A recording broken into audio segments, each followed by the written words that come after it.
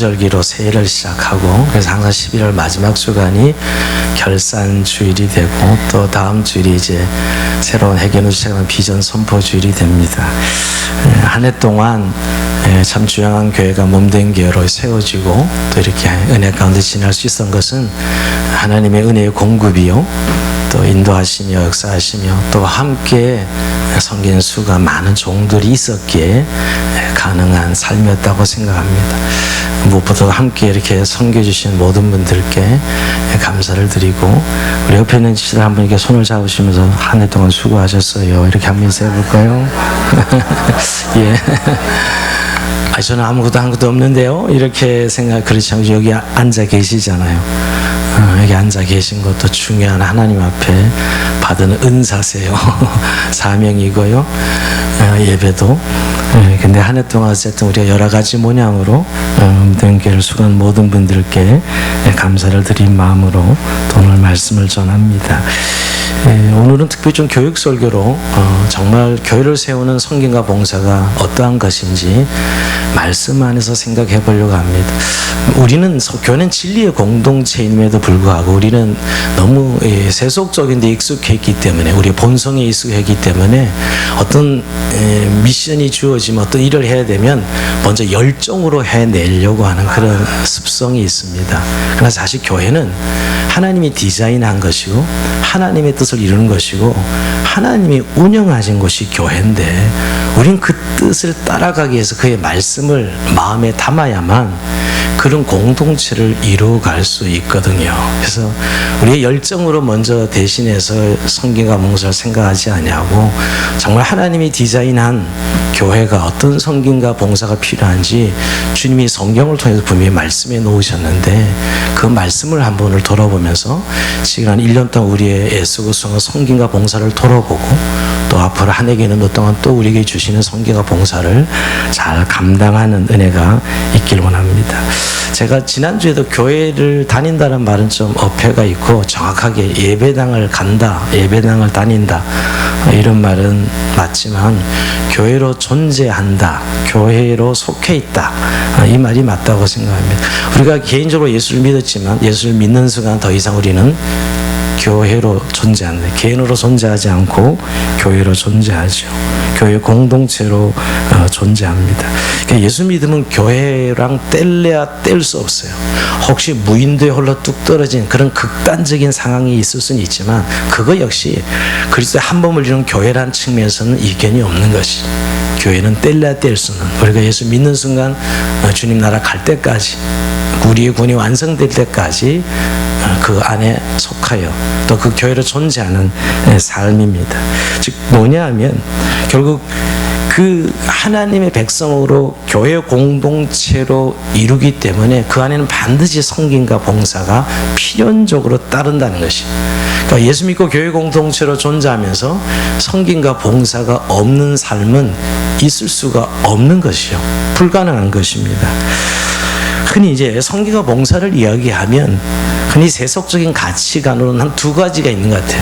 그 조직과 시스템을 움직이기 위해서 해야 되는 일이 있으니까 당연히 그런 일이 아닌가, 그 조직을 운영하기 위해서 움직이기 위해서 필요한 일이 아닌가. 물론 교회도 외적으로 보면 그런 면이 분명히 있습니다. 그러나 그런 의미로 교회에 성김과 봉사를 주신 것은 아니에요. 그 내적인 관점에서 보면, 말씀의 관점에서 보면요. 또 하나, 우리가 세상에서 흔히 재능 기부하는, 그저 내가 이런 일을 잘하니까 좀 이 단체에 가서 우리가 재능 기부하잖아요. 몸도 기부하고 시간도 기부하듯이 교회 와서도 그렇게 봉사하고 섬기는 거 생각해 볼 수가 있죠. 그러나 교회는 그 어느 것도 사실은 아닙니다. 근본적으로 여러분, 교회에 있는 성김과 봉사는 교회 존재 양식과 연결되어 있어요. 우리가 교회를 이야기할 때 교회 존재 이유 이야기하죠. 존재 이유. 존재 이유는 사명과 연결되어 있습니다. 교회가 왜 존재합니까? 하나님을 위해 존재하기 때문에 예배를 드리는 공동체고, 교회는 왜 존재하죠? 세상을 위해 존재하기 때문에 세상의 복음 전도의 사명을 감당합니다. 교회는 또 교회 자체를 위해서 존재하기 때문에 양육과 훈련이 있어요. 이건 사명과 직결되어 있어요. 교회가 존재 이유를 묻는다면 그런 존재 양식을 물어요. 그러니까 결국은 존재 이유에서 존재 양식이 나요. 그러니까 그런 존재 이유를 감당하려면 반드시 그런 양식을 띠고 있어야 되는 거예요. 옛날에 여러분 이제 우리가 어렵게 신학 공부할 때 늘 미국 신학을 번역해서 공부할 때 교회 속성이란 거 공부했을 거예요. 뭐 거룩성, 다양성, 통일성. 바로 이게 교회 존재 양식이에요. 그러니까 아까 그런 사명을 감당하는, 교회 존재하는 이유를 감당하려면 교회 존재 양식이 있다는 것이죠. 교회 존재 양식에 있어서 반드시 성경과 봉사는 따라가 주어야 되는 부분이라는 거예요. 한마디 좀 쉽게 얘기하면 여러분, 존재 양식은 교회를 그리스도의 몸이라 그러죠. 그리스도의 몸. 이것처럼 교회 존재 양식을 잘 설명하는 것이 없습니다. 여러분, 머리는 그리스도시고 예수님이시고 우린 그에 믿는 모든 성도들은 지체들이죠. 한 몸으로 연결되어 있습니다. 고린도전서 12장 12절에 보면 몸은 하나인데 많은 지체가 있고 몸의 지체가 많으나 한 몸인가 같이 그리스도도 그러하니라. 그러니까 결국 교회를 우리가 정의할 때 그리스도의 몸이라는 것이 존재 양식의 가장 합당한 설명인데요. 우리가 머리에서 모든 지령을 내리죠. 명령을 내리고 움직이게 하면 모든 신경체계를 관할하고 있어요. 그게 그리스도의 몸이에요. 그리고 모든 영광은 머리가 받죠, 여러분. 메달을 목에 거는 것도 머리가 영광을 받는 것이고 우리가 그 몸을 이루고 있는데 그 몸은 다 지체로 이루어져요. 근데 지체라는 것은 왜 지체라고 표현? 떨어지면 더 이상 의미가 없는 것이죠.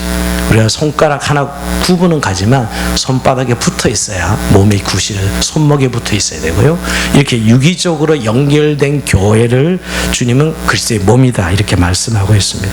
결국 교회는 근본적으로 예수님이 머리가 되셔서 통치하고 운영하는 것이에요. 여러분, 이 부분이 이제 믿음으로 받아들여져야 교회 섬김이 제대로 된 섬김이 됩니다. 이런 교회가 목사가 서 있으니까 목사가 1인이 움직이는 무슨 회사처럼 생각하신다면 그거말로 그건 교회가 아니고 그냥 종교적 회사겠죠, 여러분. 종교성을 띤 회사, 영업하는 것이겠죠. 그러나 여러분, 교회는 예수님이 머리시고 예수님이 운영하는 것입니다. 그래서 교회는 유기적 연합을 통해 그리스도의 생명을 소유하고 누리고 있는 것입니다. 그래서 교회는 머리 대신 그리스도의 생명에 다 참여하고 있는 거예요. 신경 조직이 돌고 피가 돌면서 여러분, 그리스도의 생명이 우리 안에 전부 공급되고 전달되는 것이 교회예요. 오늘 그래서 우리가 교회를 존재한다는 게 그리스도의 머리 대신 지체로서 우리가 그 은혜의 공급을 받고 살아가는 것이지요. 평생 동안 여러분. 그래서 우리가 교회는 근본적으로 하나다 이야기합니다. 우리가 하나라 그러면 띠디르고 막 구호외치는 하나됨, 또는 뭐 이념이 하나고 뭐 어떤 분은 뭐 숫자가 한 개. 근데 성경은 그런 하나됨을 말하는 게 아니에요. 하나됨은 이 얼마나 다양한데 우리 모두가 다 다른데, 근데 교회를 하나라고 이야기하는 것은 바로 머리 대신 그리스도께 모두가 한 몸으로 연결되어 있기 때문에 하나라고 하는 것입니다. 이미 여러분, 우리가 성경 어딜 봐도 하나 되도록 힘써라 이렇게 말한 적은 없어요. 이미 하나예요. 하나 되었으니까 하나됨을 힘써 지키라 그랬지, 하나가 안 돼서 어떻게 해야 되지 하나 되어봐 이런 말이 아닙니다. 우리가 에베소 4장 3절에 평안에 매는 줄 성령이 하나 되게 하신 것, 이미 성령은 이미 하나예요. 우리 교회는 덜째로 두 개일 수가 없어요. 그건 이단이고 다른 것이겠죠, 여러분. 교회는 근본적으로 하나예요. 머리든 그리스도 우리 한 몸을 이루는 것이죠. 이게 교회가 존재하는 양식이에요. 이것이 교회의 통일성이죠.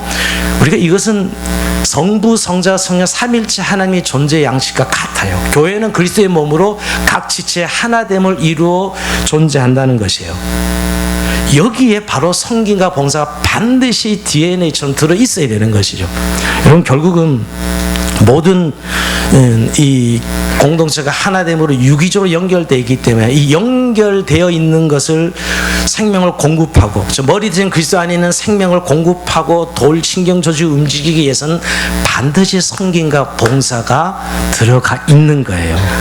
즉 그리스도의 예수에게 우리가 접붙임 바 되어 있는데 그 지체들에게 은혜를 부어주는 그 역할들을 섬김과 봉사를 통해서 하는 것이죠.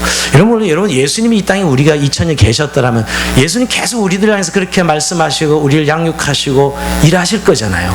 근데 지금은 승천하시고 우리에게 성령을 보내주시고 교회를 세우시고 교회에 성령을 부어주셔서 그 일을 계속 주님이 계셨을 때처럼 그 일을 계속 하고 있는 것이에요. 그래서 하나님께서는 교회가 이 일을 할 수 있도록 모든 자원을 교회에 공급해 주시는 것이죠. 즉 뭐냐면 교회의 지체들이 삼위 하나님의 안에 있는 영적 생명을 진리와 성령을 통해서 끊임없이 부어주시고 그 교회에 부여하며 모든 성들이 지체로서 함께 질서 있게 참여하게 하는 것, 이런 영적 교회의 모습을 잘 볼 수 있어야 돼요. 우리가요. 그래야 은혜의 삶을 삽니다. 교회 와서 그냥 늘 종교적인 형식만 보고 가면 늘 뭐 그냥 사실 몇 년 다니면 늘 똑같습니다. 별 아무런 느낌도 없어요. 사실 한 5년이 기준이고 한 7, 8년이 기준점이 되어서 그 다음부터는 종교적 의식에 참여했다 갔다 참여했다 갔다.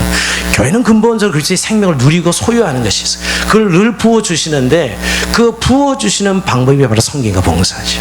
교회 각 지체들이 각자의 성김과 봉사를 통해서 은사를 주셔서 그것을 나누게 함으로 계속 영혼들에게 은혜를 공급하고 사람들, 하나님의 사람들을 세워가는 것입니다. 결국 여러분, 각 영혼에게 부어주신 하나님의 생명의 은혜가 어떻게 질서 있게 부어지는지 생각해보면 여러분, 우선 하나님께서 담임 목사를 세워서 목회자가 영혼들을 돌보고 섬기고 진리로 양육하죠. 네. 이 섬김이 있어야 반드시 교회는 성장해가는 것이죠. 그리고 모든 성도들이 또한 그 섬김하는 지체들이 또한 지체로 돌아봅니다. 생명이 공급되도록. 담임 목사만이 아니라 모든 성도들이 또 그 받은 은혜를 각 지체들에게 공급되도록 열심히 섬김 은사를 통해서 나누게 되는 것이죠. 그래서 결국은 머리 대신 그리스도의 은혜와 생명을 각 지체들이 섬김으로 봉사로 계속 공급대로 하던 것이 교회예요. 그러니까 교회는 반드시 섬김과 봉사가 있는 것이, 이게 없다는 것은 결국 하나님의 은혜의 공급이 끊어졌다는 의미예요. 되지 않는 것이요, 여러분.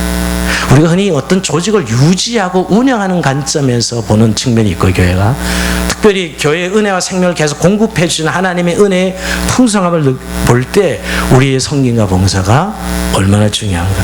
결국 여러분, 우리가 성경 속에 오늘도 읽지는 않았지만 7절 이런 말씀입니다. 우리 각 사람에게 그리스도의 선물의 분량대로 은혜를 주셨나니, 우리 각 사람에게 그리스도의 선물의 분량 은혜를 주셨나니 그랬는데, 결국 하나님께서 우리에게 은혜를 주시죠. 늘 은혜 없이 우리가 어떻게 살아요? 매일 살아간다는 게 하나님 은혜인데 그 은혜의 공급이 하늘에서 뚝 떨어지는 것이 아니라는 거예요. 결국 하나님이 교회의 섬김과 봉사를 통해서 계속 은혜의 공급을 이루고 있다는 것입니다. 자, 이것을 확실히 볼 수 있는 구절이 베드로전서 4장 10절 말씀이에요. 한번 같이 읽어봅니다. 시작. 각각 은사를 받은 대로 하나님의 여러 가지 은혜를 맡은 선한 청지기 같이 서로 봉사하라. 여기 약간 받아들이기 어려운 게 뭐냐? 하나님의 은혜를 맡은 선한 청지기. 우리들에게 오늘 청지기잖아요, 저 여러분이. 근데 하나님의 은혜를 맡았대. 그럼 하나님의 은혜는 우리가 만들어낸 게 아니에요. 하나님이 주시는 것이지. 근데 왜 은혜를 맡았다 그랬을까요? 결국 오늘 우리 섬김과 이 직분을 통해서 그 은혜를 나누고 전달하는 통로로서 우리가 서 있는 거예요. 하나님이 은혜를 하늘에 뚝 떨어뜨린 게 아니라 교회 공동체에 오늘 우리의 섬기는 종들을 통해서 그들을 섬기고 봉사함으로 그 은혜가 전달되도록 나누어지도록 하는 것이죠. 이것이 섬기고 봉사가 중요한 이유입니다. 결국 하나님의 청지로 섬기고 봉사의 삶을 통해서 우리가 은혜의 통로가 된다는 것이에요. 은혜 주시는 분은 하나님이시지만 그 은혜를 전달 은혜의 통로의 도구라는 사실이에요. 그래서 우리가 교회를 세우고자 할 때 반드시 섬김과 봉사라는 통로를 통해서 하나님의 은혜가 공급되고 있다라는 것이지요. 그래서 여러분 우리가 잘 생각해 보면 교회 은혜가 풍성할 때는 섬김과 봉사가 풍성할 때예요. 다른 거 없습니다. 각자가 맡은 은혜와 은사를 따라 영혼들을 섬기고 봉사할 때 하나님의 은혜가 풍성히 임하는 것을 보게 됩니다. 그럼 은혜가 없다는 말은 이런 섬김과 봉사가 제대로 이루어지지 않고 있는 거예요. 그럼 각자 그냥 개인적으로 그냥 서 있는 것이죠, 여러분. 물론 여러분 섬김과 봉사가 그냥 말로만 한 것이 아니라 거기에는 희생이 들어가고 헌신이 있어야 되고요. 그야말로 거기에는 손해가 생겨야 되고 여러 가지 우리의 모든 것들을 드려야 되지요. 그래서 우리를 은혜를 맡은 선한 청직이라고 말씀했어요. 그래서 여러분 그러고 보면 우리가 은혜를 나누어주는 것이죠. 좀 뭐 우리 관점에 해석한다면 여러분 뭐를 통해서? 우리가 시간이라는 헌신을 통해서, 우리의 몸이라는 헌신을 통해서, 우리의 물질이라는 헌신을 통해서 하나님 은혜를 나누고 있는 거예요. 풍성하도록 서로 나누도록 하는 것이죠. 그럴 때 교회가 온전히 세워지는 것입니다. 여기에 주님이 그 섬김과 봉사를 위해서 우리에게 은사를 주시는 것이에요. 은사가 여기서 등장하죠. 각자의 하나의 은사를 주시고 그 은사를 통해서 교회를 세우도록, 영혼들을 세우도록 은사를 주시는 것입니다. 여러분, 우리가 지체가 다양하다고 성리하며 그 다양한 의미가 결국 은혜는 하나고 다 같은 하나님의 은혜지만 나누는 모습은 너무너무 다양합니다. 즉 역할이 다 다른 것이죠. 그래서 은혜는 하나지만 은사는 다 달라. 우리가 은사 그러면 너무 신령한 영적 은사만 생각합니다. 물론 성경이 고린도전서 12장에 보면 영적 은사가 나옵니다. 뭐 지혜의 은사, 지식의 말씀의 은사, 믿음의 은사, 병 고치는 은사, 능력 행함의 은사, 병 고치는 은사, 예언의 은사, 영분별의 은사, 방언의 은사, 방언 통변의 은사, 이런 영적 은사. 12장에 가도 여러분 또 이런 영적인 예언의 은사, 섬기는 은사, 가르치는 은사, 권면하는 은사, 구제하는 은사, 다스리는 은사, 궁일의 은사, 이런 것들이 나와요. 이건 정말 구체적인 교회의 실질적인 영적인 은사들입니다. 그런데 사실은 영적인 은사만 있는 게 아니라 우리에게 사실 각기 다른 탤런트를 주셔서 그 가진 은사로 몸된 교회를 섬기도록, 영혼들을 섬기도록 하신 것이 교회입니다. 특별히 여러분, 오늘 우리가 읽은 이 에베소서 4장 11절에 보면 은사가 나오는데, 이 은사를 뭐라고 제가 붙이냐면 직분적 은사예요. 교회 목사, 장로, 권사, 집사, 이거 다 직분적 은사입니다. 너무 직분이 이렇게 강조되면 은사, 직분이 은사냐? 아니요. 담임 목사 은사예요. 교회를 말씀으로 세우라고 세우신 은사라고요. 오늘 이 12절 우리 한번 11절 한번 읽어보면 11절 한번 그거 읽어볼까요? 그가 어떤 사람은 사도로, 어떤 사람은 선지자로, 어떤 사람은 복음 전환자로, 어떤 사람은 목사와 교사로 삼으셨으니. 이거 초대교회의 직분인데요. 지금은 아니지만 초대교회의 직분, 이거 너무너무 중요하죠. 이런 은사를 통해서 교회가 그때는 이제 초대교회나 세워져야 될 때니까 얼마나 이 네 가지 직분이 교회를 세우는데 중요한 일을 했겠어요. 여기서 뭐 사도 그러면 골격이죠. 우리 몸에 비유해 볼까요? 골격, 뼈대를 세우는 겁니다. 뼈대를 세우는 사람이 사도예요. 교회를 개척하는 사람이. 선지자는 신경계통입니다. 머리의 메시지를 온몸에 전달하는 것, 이게 오늘 이 선지자들이죠. 초대교회에 있었던. 그 다음에 복음 전환자들, 소아계통에 비유할 수 있습니다. 예수님과 상관없는 사람들에게 복음을 전하는 행위, 전하는 사람들이 복음 전환자들이죠. 목사와 교사는 순환계통에 비유할 수 있어요. 피가 온몸을 들면서 영양을 공급하는. 여러분, 결국 이 네 가지 직분이 다 사실 교회를 세우기 위해 주님이 세우신 은사들이라는 걸 기억해야 돼요. 제가 왜 이걸 말씀을 강조하냐면, 우리 모두가 교회의 공동체에 속해 있다는 말은 이 은사를 가지고 교회를 세우도록 부름받았다는 거예요. 여기에 섬김과 봉사가 들어있는 거예요. 우리가 섬김과 봉사하는 이유죠, 여러분. 그래서 여러분, 어떤 은사가 귀하고 어떤 은사는 덜 귀하고 이런 거 없어요. 모든 은사는 다 통일, 주님께 주는 은사고 다 동일해요. 우리는 좀 이런 부분으로 인해서 사람에 대한 평가나 또 사람의 어떤 역할에 대해서 우리가 이런 이야기 저런 이야기를 참 많이 하는데, 하나님의 눈으로 보면 모두가 결국 교회를 세우라고, 영혼들을 섬기라고 주신 은사일 뿐입니다. 뭐 어느 건 더 좋고 더 나쁘고 더 세고 더 약하고 이런 거 없어요.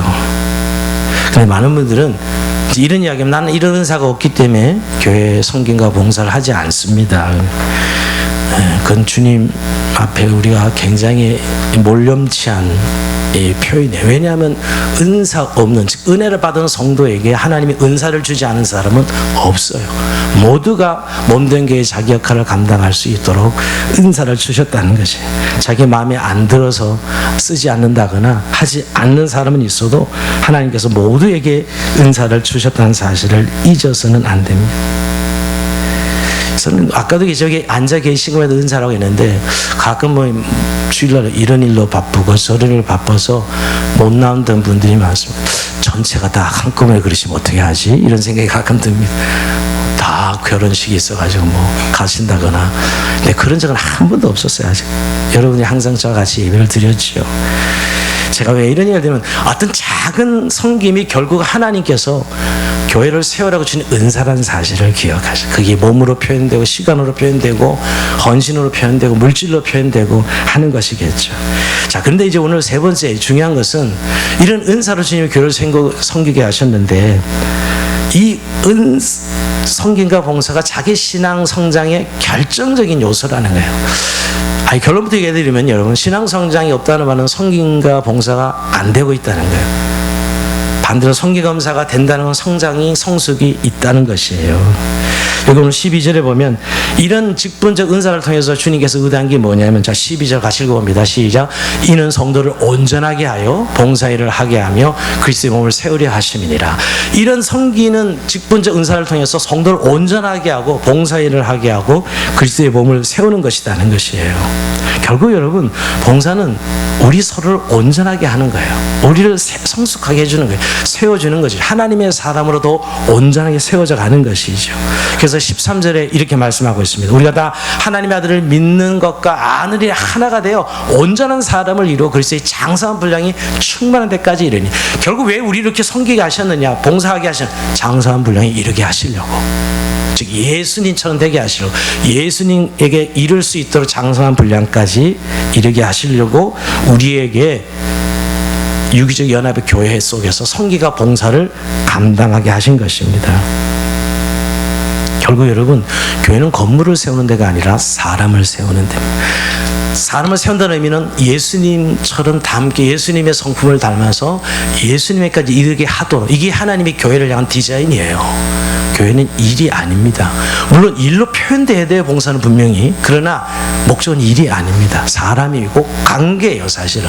그래서 성경은, 여러분, 우리 그리스도가 교회에게 요구하시는 것은 일의 측면에서 요구하시는 게 아니라 성품적이에요. 오늘도 우리가 안 읽었지만 4장 2절에 보면 모든 겸손과 온유하고 오래 참음과 사랑 가운데 서로 용납하고, 교회는 결국 성품적이에요. 그리스도를 닮아가도록 하는 것이 사람을 세우고 말이에요.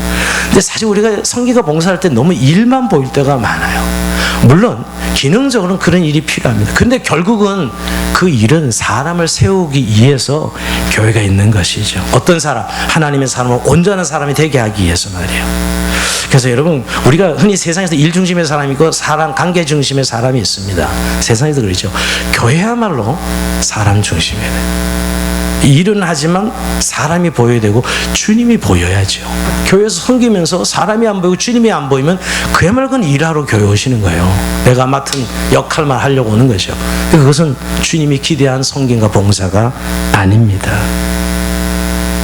사람을 놓치면 결국 다 놓치는 것이죠. 봉사하면서 섬기면서 사람을 잃어버리면 결국 우리가 그거 하려고 주님이 우리에게 명하신 일인데 사람을 놓치면 다 놓치는 것이죠.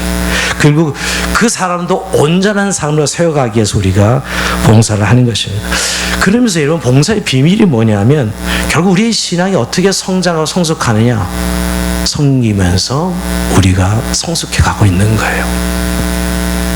많은 사람 홀로 열정적인 신앙생활을 생각하는 분이 많아요. 내가 열심히 기도하고 열심히 성경 보고, 예, 중요합니다, 그거. 그러나 결국 우리의 인격적인 성품이 성장하고 성숙해가는 것은 관계 속에서 하나님이 일어나도록 만드셨어요. 인격적인 사람, 하나님과 우리가 인격적 관계를 맺듯이 우리의 사람과 사람이 인격적으로 맺어서 반드시 함께 관계를 통해서 하나님의 사람들을 만들고 빚어가신다는 겁니다. 이것이 힘들다고 사실 교회 생활을 오셔서 그냥 예배만 드리고 봉사와 섬김을 안 하는 분들이 많다는 걸 너무 잘 압니다. 예, 쉽지 않죠, 사실은. 그리고 뭐 내 성격이, 내 성향이, 예, 물론 그건 중요한 것 같아요. 그래서 우리가 사실 어려움을 겪는 건 사실입니다. 그러나 결국 주님이 우리를 하나님의 사람으로 만들어갈 때 결국 그 은혜를 어떤 사람을 섬김을 통해서 받게 만드세요. 그리고 나도 또 그 섬김을 더 주게 되고요. 결국 하나님의 좋은 은혜들을 서로 섬김을 통해 주고 받으면서 우리는 성장해 가는 것이에요. 여러분, 목사의 성도들 목양의 섬김이 그런 거 아니에요? 동일합니다. 말씀으로 성도를 섬겨서 하나님의 삶으로 온전하게 해주는 것이죠. 목사들 마찬가지, 교사들 마찬가지고요. 부서에서 섬기는 것도 마찬가지입니다. 근데 많은 분들은 아예 어차피 우린 갈등할 건데 그 갈등이 힘들고 싫어서 교회 안에서 봉사와 섬김을 포기합니다. 그러나 여러분, 좀 편하게 신앙생활 하실 줄은 몰라도 결국 내 신앙의 한계가 금방 옵니다. 그래서 결국 성장과 성숙으로 나가야 되는데 계속 익숙해지는 거죠. 익숙은 우리의 인격에 아무런 영향을 주지 않습니다. 그러나 관계를 통해서 부딪히고 깨지면서 우리의 인격은 결국 성숙해 가요. 익숙이 아니라. 이게 주님이 교회를 향한 기대예요. 요즘 여러분 우리가 교회에 대한 부정적인 일들은 다 이런 데서 시작됩니다. 교회를 조직과 시스템으로 이해하고 종교적인 어떤 그 서비스를 받는 것으로 또 서비스를 제공하는 것으로 교회를 이해하는 너무너무 세속적인 가치죠. 거기에 사실 성김과 봉사는 별로 그렇게 중요하지 않습니다. 오히려 힘을 가지고 돈을 가지고 그런 서비스들을 만들어주면 되는 것으로. 그러나 거기에는 인격적 변화는 일어나지 않습니다. 성숙한 성도가 일어나지 않습니다. 여러분 우리가 교회를 오래 다니면 연륜이 쌓이는데 익숙으로 가느냐 성숙으로 가느냐는 어디에 있냐면 내 봉사와 섬김을 돌아보면 됩니다. 내가 봉사와 섬김을 어떻게 하고 있느냐에 따라 결국은 내가 익숙으로 가고 있는지 성숙으로 가고 있는지 알 수 있습니다. 자, 그러면서 오늘은 여러분 오늘 두 가지 중요한 부분을 함께 나누기로 하는 것은 좀 우리가 새로운 애견도 좀 신나고 행복하고 좀 더 성숙한 섬기와 봉사를 하고 싶은데 우리가 꼭 점검할 부분이 있어요. 우리가 하나님의 섬기가 봉사하는데 제일 먼저 확인해야 될 것이 정말 내 섬김이 사랑으로 출발하고 있는지, 즉 하나님께서 나를 사랑하신 사랑으로 출발하고 있는지를 봐요. 그 봉사의 동기가 사랑인지를 돌아봐야 됩니다. 이거 너무너무 중요합니다. 왜냐하면 이 섬김의 동기가 사랑이 아니면 그건 일은 되지만 봉사, 섬김은 되지 않습니다. 예수님께서 마지막 잡히신 날 밤에 제자들에게 자기가 제자들을 사랑하는 사랑을 퍼포먼스로 표현하는데 두 가지라고 볼 수 있어요. 제자들 발을 씻기시는 것과 성만찬을 베풀지요. 이게 주님이 내가 너희를 위해서 십자가에 죽어 내어주는 사랑이다 하는 것이었어요. 사실 그때 제자들은 누가 크냐고 막 싸우고 다투고 난리 필 때요.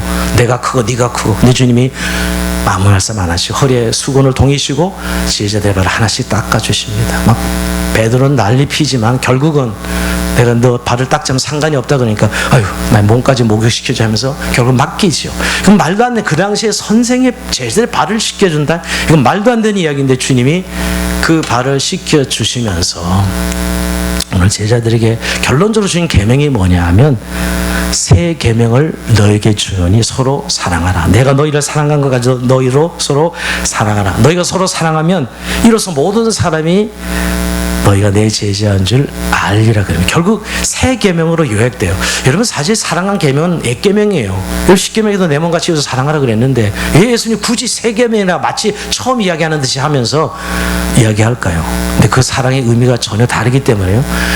구약은 내 몸과 같이 사랑하라. 그것도 참 어려운 계명이 한데 내가 너희를 사랑한 것 같이 너희가 서로 사랑해야 돼. 여러분 교회의 표지는 십자가가 아니에요. 십자가 목걸이가 아니고 사랑의 표지입니다. 여러분 교회라고 우리가 정말 느껴야 되는 건 정말 여기는 사랑하는 사람들이 모였구나. 이게 교회죠. 십자가 달고 있다고 교회가 아닙니다. 사실은 주님이 마지막에 제자에게 가장 마지막 유언 같은 말씀이죠. 물론 예수 부활하기 전에 지상명을 유언을 주시는데 너희가 서로 사랑해야 돼. 그래야 내 제자인 줄 알리라. 그래서 여러분 우리가 하나님의 사랑을 받으면 반드시 그 사랑을 받았기에 형제 사랑을 이어져야 된다는 거예요. 사랑을 받은 사람이 하는 것이죠. 그래서 요한복음 3장 16절이 하나님 세상을 이처럼 사랑하사 독생자를 주신 사랑인데 요한일서 3장 16절은 형제 사랑이에요. 근데 하나님 사랑과 형제 사랑은 동일시하고 있어요. 성경은 하나님 사랑을 받았다고 하는데 형제 사랑이 없다? 이건 있을 수 없는 거예요. 요한일서 3장 16절이 먼저 한번 볼까요? 한번 읽어봅니다. 시작. 그가 우리를 위하여 목숨을 버리셨으니 비로소 사랑을 알고 우리도 형제를 위해 목숨을 버리는 것이 마땅하니라. 결국 사랑을 아는 건 뭐 사랑은 눈물의 씨앗이네 뭐 사랑은 어쩌고 저쩌고 그거 다 잊어버리세요. 제발 그 세상에서 말하는 사랑은 너무너무 타락된 사랑들이에요. 유행가에서 떠드는 사랑. 이 사랑은 여기 있으니 하나님이 우리를 사랑하신 사랑이 사랑이에요. 그런데 그 사랑을 내가 너에게 줬으니 너희도 서로 그렇게 사랑하라는 거예요.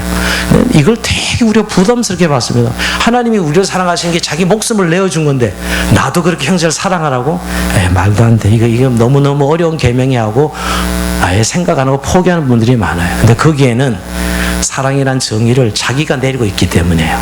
성경이 내리는 사랑의 정의를 받지 아니하고 자기가 생각한 사랑이라는 것을 생각하기 때문에 난 그렇게 못해. 어떻게 내가 주님이 나를 사랑하지 형제를 사랑할 수 있어?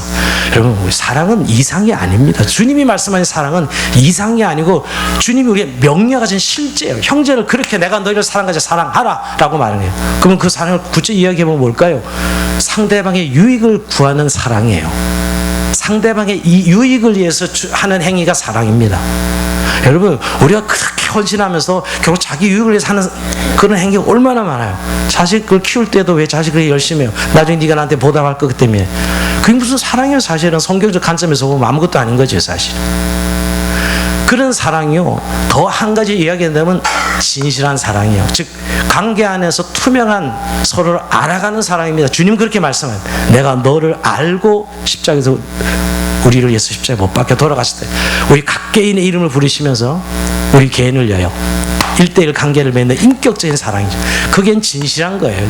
투명성 있는 사랑이에요. 자기의 속을 열지 않고 관계한다는 건 결국 사귀지 않겠다는 것과 똑같습니다. 물론 그게 상처 때문에 그러긴 하지만 결국은 진실한 사랑이에요. 또 하나는 구체적이다. 말과 혀로만 하지 말고 행함과 진실하고 행함과 진실함의 사랑이 내어주는 사랑이죠. 여러분, 근데 이 사랑을 자꾸 우리가 너무 힘들어하는 것은 안 하고 싶어서 힘들어하는 거 아닐까요? 사실 이렇게 하면 하나님이 도우시겠다고 약속하셨는데도 아유, 이렇게 사랑하면 내가 너무 힘들 것 같아. 근데 여러분, 이 사랑을 모르면 결국 하나님의 사랑을 모른다 그랬어요. 아예 사도 요한은 야, 눈에 보니 형제를 사랑하지 않으면서 눈에 안 보니 하나님을 사랑해? 거짓말하지 마. 이렇게까지 우리에게 강조하고 있습니다. 결국 하나님 사랑, 형제 사랑으로 확인되어야 된다는 거예요. 제가 이 말씀을 드리냐면 결국 우리 봉사 섬기면서 이 사랑의 동기가 빠지면, 이 사랑의 출발점이 빠지면 결국은 그 섬김은 아주 퇴색되어지고 우리가 주님이 의도한 봉사가 아닙니다. 결국 봉사 열심히 해서 자기 교회 안에 자기 입지를 굳히고 뭐 자기의 어떤 헤게모니를 지는 수단으로 봉사가 말이에요. 여러분, 이런 교회가 얼마나 많아요, 사실. 이게 무슨 사실 주님이 요구한 봉사입니까? 사랑으로 하는 거예요. 이 사랑이 퇴색되면 결국은 어쩔 수 이렇게 되는 것 같아요. 제가 뭐 그러려고 그러는 것 같지도 않아요. 만일 하다 보면 그 사람에게 권력이 집중되고 그 사람의 교회 헤게몬을 쥐고 움직이는 그런 일들을 하게 되면 진정한 리더십의 의미가 아니라 말이에요. 목회자들에게도 예가 아닙니다. 목회자도 그렇게 헌신해놓고 결국 자기 유익을 구한다면 그게 무슨 주님의 사랑으로 교회를 섬긴 것이에요? 아니죠, 여러분. 그래서 여러분, 가장 큰 은사를 성경은 사랑이라고 얘기합니다. 이건 사실 말도 안 돼. 무슨 사랑의 은사 그런데 우리가 고린도서 12장에 은사론이 쫙 나오다가 마지막 31절 이렇게 얘기합니다. 너희는 더 큰 은사를 사모하라. 내가 또한 가장 좋은 길을 너에게 보이리라 하면서 13장 탁 넘어가면 내가 천사의 방언과 천사의 말 할지라도 사랑이 없으면 소리하는 구리와 같고 꽹가리 같고 이렇게 나옵니다. 그러니까 너에게 큰 은사를 사모하라 하면서 사랑을 이야기하면 13장 다시 14장 은사론 나와요. 14장 1절에 보면 이어지는데 사랑을 추구하라 그러면서 결국은 은사가 중요한 게 아니라 사랑을 추구하라는 거예요. 그 13장 중간에 딱 사랑장이 나오는 겁니다. 은사 이야기하면서 더 큰 은사, 결국 사랑을 여긴 더 큰 은사, 결국 우리가 사모해야 될 건 사랑이에요. 이게 성숙한 성김과 봉사의 가장 중요한 요소가 된다는 것을 잊지 말아야 됩니다. 가장 우리가 쉬우면서 잘 알면서 잘 실천하지 자꾸 잃어버리는 하나의 부분이기도 하지요. 이게 우리가 진정한 성숙한 성경으로 나가는 중요한 요소. 또 한 가지는 여러분, 오늘 우리 교회는 이 부분을 좀 다 같이 한번 좀 고민하고 오늘 생각해 보면 좋겠어요. 권위에 순종하는 성김과 봉사가 됩니다. 자, 권위라는 말은 지금은 이 탈권위 시대 살기 때문에 아주 알러지 반응이 분들이 많고 젊은이들은 뭐 별로 여기 관심도 없어요. 이 권위란 단어 자체를 싫어하니까요. 근데 여러분, 하나님이 세상을 만드시고 세상을 다스리는 질서가 권위예요. 모든 권위는 하나님께로 나오고요. 우리가 국가 운영되려면 국가의 권위가 있어야 되죠. 공권력의 권위가 없는데 어떻게 국가 질서가 유지돼요? 지도자의 권위가 없는데 그 단체가 어떻게 움직일 수 있어요? 물론 지금은 헌법에 또 법률에 정한 권위를 행사하는 것이죠, 여러분. 민주주의 시대, 민주주의 국가에서는. 근데 결국은 권위 없이는 질서는 또 그 공동체는 세워지지 않습니다. 그래서 여러분, 성경 권위를 너무너무 중요해요. 부모의 권위로 자녀를 양육할 수 있게 하신 것이고, 교회도 마찬가지로 지도자들을 세워서 그 섬김으로 성도들을 계속 세워가도록 만드신 거예요. 그래서 여러분, 에베소 5장 21절에 보면 그리스도를 경외함으로 피차 복종하라 하는 표현들이 성경에 여러 군데 나옵니다. 이건 권위가 있는 것을 전제하고 있는 것이에요. 여러분, 피차 복종해야 돼요. 그렇지 않으면 계속 다툼과 갈등으로 그 공동체는 세워지지 않습니다. 하나님은 교회 세운 교회 지도자에게 권위를 주셨어요. 근데 목사만 그런 것이 아니라 소그룹 팀장이든 뭐 목자든 교사든 영혼을 섬기는 모든 분들에게 하나님이 지도자로서 권위를 주신 거예요. 그래서 사람을 끌 수 있잖아요, 말씀으로. 여러분, 근데 그런 권위가 없다면 뭘로 그 사람의 말하는 것이 하나님 말씀이라 해도 안 따르면 그만이죠, 여러분.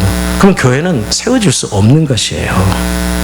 그래서 여러분, 베드로전서 5장 5절에 보면 젊은 자들아, 이같이 장도들에게 순복하고 다 서로 겸손을 허리를 동이라. 하나님이 교만한 자를 대적하시니 겸손한 자들에게는 은혜를 주시느니라.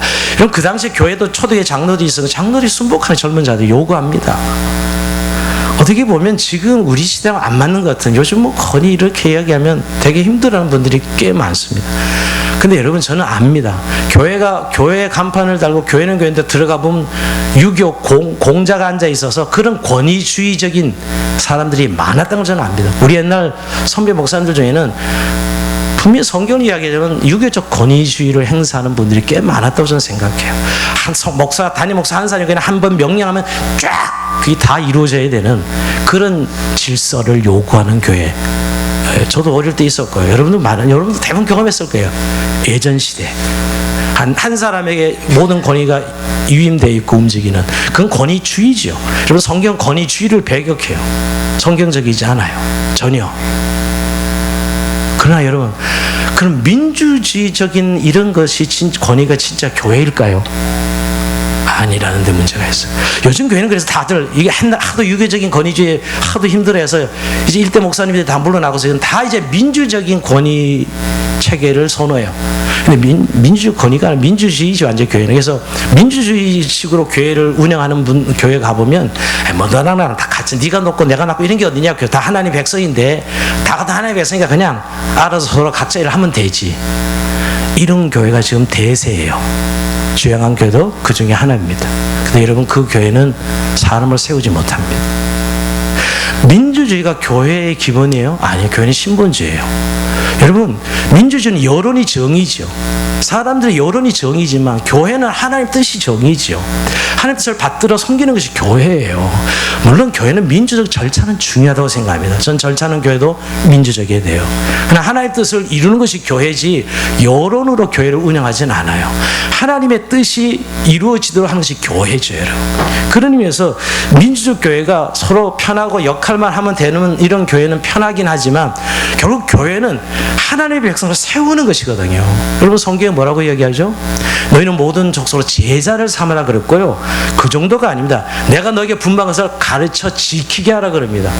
여러분, 누가 교사의 권위가 없는데 무슨 학생들이 제대로 세워질 수 있으며, 제대로 된 영적 지도자가 없는데 어떻게 성도가 바로 세워져요? 이것은 우리가 편하려고 민주주의 방식으로 자꾸 교회를 생각하는 분들이 많아요. 근데 거기에는 시스템은 운영할 수 있을지 모르겠어요. 그래서 사람은 안 세워집니다. 영혼을 세워가는 것은 반드시 제자와 선생의 방식으로 하나님이 만들어 놓으신 것이죠. 제자를 삼으라. 그래서 영적 권위에 순종해야 되는 거예요. 근데 물론 여러분, 리더들이 한 사람이 리더가 아닐까 말하는 대로 여러 교회 공동체 하나님께서 여러 직분으로 리더들을 세웠습니다. 근데 한 가지 중요한 거는, 이제 문제는 그 리더가 어떤 리더여야 되는 거예요. 하나님께서 세우신 영적 지도 어떤 리더여야 되느냐? 반드시 섬기는 리더여야 돼요. 문제는 여기 있어요. 섬기는 리더. 예수님께서 마태복음 20장에 보면 이런 말씀 중요합니다. 잘 오늘 이 말씀 한번 생각해 봐야 돼요. 예수께서 제자를 불러다가 이르시되 이방인의 집권자들이 그들을 임의로 주관하고 그 고관들이 그들에게 권세를 부린 줄 너희가 알거냐. 이미 예수님도 세상의 리더들이 권세를 부리고 그냥 그들이 장악해서 움직인 걸 잘 알고 있어요. 너희가 알거냐 그들을. 너희 중에는 그렇지 않아야 하나니 너희 중에 누구든지 크고자 하는 자는 너희를 섬기는 자가 되고 너희 중에 누구든지 으뜸이 되고자 하는 너희의 종이 되어야 하리라 하시면서 인자가 온 것은 섬김을 받으러 함이 아니요 오히려 많은 사람을 대속물로 도리어 섬기라고 자기 목숨을 많은 사람의 대속물로 주려 함이라 그랬어요. 나도 섬기는 자로 좀 있다 그러면서 반드시 교회 지도자는 리더는 섬기는 자야 되는 거예요. 근데 섬김이 없이 자기 권위를 행사하니까 이게 교회가 문제가 되는 거예요. 낮아진 사람이 섬기는 자가 결국 하나님이 세우신 리더가 돼야 되는데 섬김은 얻는데 연륜이 됐다가 섬김 직분만 가지고 있어. 그러면 그건 다 죽이는 거죠 사실은. 섬김이 있는 것이 리더여야 되는데 그러니까 종의 리더십에 서번트 리더십의 교회는 그러니까 반드시 직분을 맡고 영적 리더의 자리가 있다면 섬기는 자의 자리에 있어야만 그 권위가 제대로 행사되는 것이라는 거예요. 문제는 어려서 교회가 권위가 있는데 섬김이 없기 때문에 사람들이 따르지 않아요. 그래서 여러분 올해 제가 몇 년 동안 우리 교회 섬김과 봉사를 돌아보면서 여러분 오늘 주부에 하나 껴있을 거예요. 내년에 봉사와 섬김을 할 때 좀 서약을 하시고 하나님 앞에 서약을 하시고 하는데 적어도 영혼을 섬기는 목자 교사들은 눈에 분명 객관적 섬김의 증표가 좀 있어야 되겠다는 생각을 합니다. 물론 개인적으로 주중에 준비하고 주일날 만나서 애들을 가르치고 목원들을 섬기고 하는 것을 제가 알고 있어요. 그러나 객관적으로 적어도 주중에 내가 맡은 영혼들을 위해서 기도하고 말씀으로 준비해서 주일날 그들을 맞이하고 영접하는 리더가 되어야 되겠다는 생각입니다. 우린 주일날 한가운데 모여서 그때 다 해치웁니다. 모임도 그때, 가르치는 거 그때. 이것이 교회적으로 얼마나 저는 어렵다는 것을 몇 년 동안 제가 임상실험 해본 거예요. 주일날에 리더들 모임이 되면 결국 그 도움을 받아야 될, 이끌림을 받아야 될 사람들에게 도움이 가지 않아요. 그거 하느라고 목자들 모임하고 교사들 모임 하느라고 정말 주일날 만나면 어린 영혼들을 끌어주고 섬기고 그 시간을 가져줘야 되는데 가지지 못해요. 사실 그런 리더십이 세워지지 않는 거죠. 그런 영적 권위가 세워지지 않아요. 너도 뭐 주일날 한 번 나가고 나도 주일날 한 번 나가서 그냥 뭐 만나서 그냥 일을 하는 건데 이렇게 생각하고 넘어가더라고요. 그래서 사실 그런 의미에서 한번 오늘 여러분 서약을 하나님이 하시고 했으면 좋겠다는 것은 괴롭히려고 하는 게 아니고요. 뭐 하면 또 뭔가 또 우리를 또 올가모아서 괴롭히려고 하는구나. 그게 아니고요. 정말 우리가 제대로 섬김을 통해서 주님이 기대한 교회의 영적인 성장과 부흥이 있어야 되지 않겠어요? 늘 이렇게 안 되는 것이 정상이 아니고요. 되는 게 정상이고요. 안 되는 걸 우리가 순종하지 않기 때문이지 우리가 하나님 말씀대로 순종하면 너무너무 잘 하나님께서 그 방법대로 우리를 인도하실 저는 확실히 믿어요. 그리고 오늘 이 말씀을 마무리해서 여러분 섬김이 없는 역할은 연륜만 자랑하게 됩니다.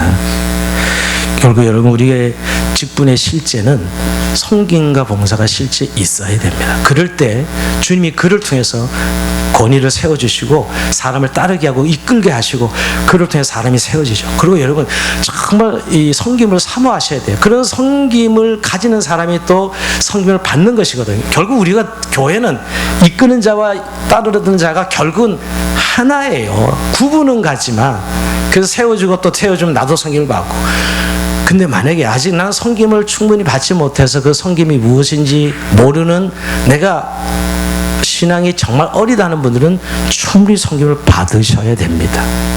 사실은요. 받으셔야 돼요. 그런 분들은 일을 할 게 아니라 받으셔야 됩니다.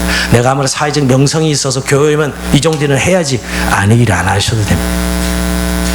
교회는 사실은 성김과 이 성김을 받는 관계를 통해서 우리가 하나님의 사람으로 세워지는 것이라는 걸 기억하시면서 좀 우리가 새로운 애기들 준비한 한 주간 기도하면서 정말 우리 교회의 영광스러운 그런 리더들을 사모하고 또 다른 리더를 사모하면서 다른 리가 사모이 뭐냐면 정말 나는 그 사람이 순종해서 잘 가면 좋겠다. 교회 오면 뭐 나나 같은데 아니요. 말씀으로 양육을 받아야 될 사람이 있고요. 순종이와 따라야 될 사람이 반드시 있는 것입니다. 그래야 하나님의 사람으로 세워지는 것이에요. 교회는요. 눈에 보이는 조직과 시스템이 아니고 하나님의 사람으로 세워지려면 반드시 우리가 그런 양육과 섬김을 통해서 이루어지는 것을 기억하시고, 담임 목사는 다 그렇게 이해를 하고 계신 것 같아요. 그런데 우리 모든 성도들 안에 이끈이와 따름이가 한 몸을 이루어서 이런 섬김과 봉사를 통해서 성도들을 세우고, 그래서 정말 내년에 중앙공동체 정말 풍성한 은혜가 있고 또 성장과 성숙을 이루는 그런 복된 한 해가 되기를 주의 이름으로 축원드립니다. 자, 우리 찬송하면서 주님 앞에 오늘도 좀 한